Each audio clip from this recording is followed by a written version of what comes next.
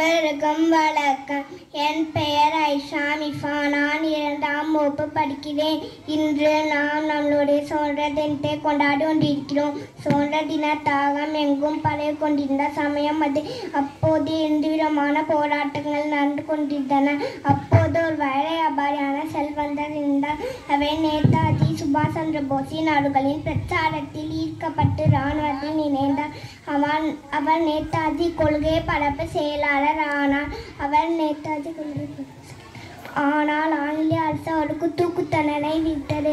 ஆனால் அவரிலிருந்து தப்பித்தார். கடைசி வரை இந்த நாட்டுக்காக போராடினார். இத்தனை நாட்டுக்காக செய்தவர் 2014 92 வயதில் வாடகை வீட்டில் மரணமடைந்தார். அவர்தான் ராமநாதபுரம் மாவட்டம் கொடுமலூர் கிராமத்தைச் சேர்ந்த MKM அமீர் ஹம்சா ஆவார். பெரிய அளவில் அறியப்படாத இந்த போராட்ட தியாகியை உங்களிடம் அறிமுகப்படுத்துவதில் பெரும் மகிழ்ச்சி அடைகிறேன். நன்றி.